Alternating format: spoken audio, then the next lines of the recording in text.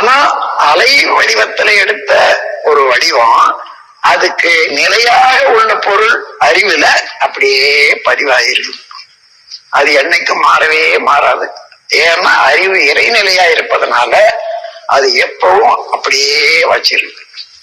இன்னும் 10 ஆண்டு பொறுத்து பார்த்தாலும் கூட அதை கவனிச்சு பார்த்தீங்கன்னா நான் என்ன பார்த்தேன், ஆனா அந்த பார்த்தது அப்படியே காட்சியாகும். அறிவு என்றது அடிப்படையான ஒரு ஆற்றல், இறைநிலை. அண்டத்தில் கடவுளாய் அழைக்கப்படுபவன் பிண்டத்தில் உயிரென பேசப்படுகிறான் என்று சொல்வார்கள். அதுபோல அங்கே அகண்டாகாரத்துல சுத்த வெளியாக இருக்கக்கூடிய இறைநிலையே தான் இங்க நமக்கு ஒரு அறிவாக, உடலுக்குள்ளாக அறிவாக இடம்பெற்று இயங்கி கொண்டிருக்கிறது.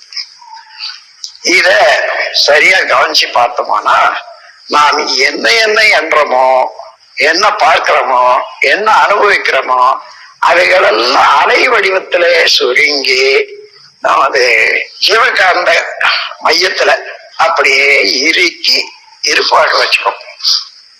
யார் வைக்கிறது? அதுதான் இறைநிலை. நாம் மனித அலையின் மூலமாக காரியத்தை செய்யறான்.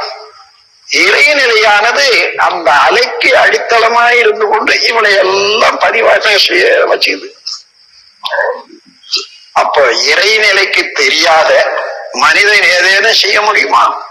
முடியாது. அதே போல மனிதன் செய்த ஒவ்வொரு செயலும் இறைநிலாம் இருப்பாக இருக்கிறது.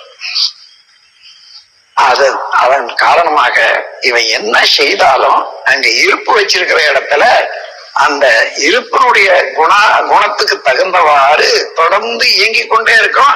சில சமயம் நீங்க எந்த மென்டல் ஃப்ரீக்வன்சி சொல்ல அந்த மயில பார்த்தீங்களா, அந்த சமயத்துல எல்லாம் அப்படி அடங்கி இருப்பாக இருக்கிற மூளையினுடைய செல்கள்ல உள்ள நுண்மையான காந்த ஆற்றல் அதை விரித்து காட்டும்.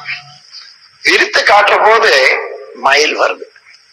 மயில பார்த்த போது அந்த வடிவத்தை அப்படியே சுருக்கி இருப்பாக வச்சாச்சு. அது யார் செய்தது?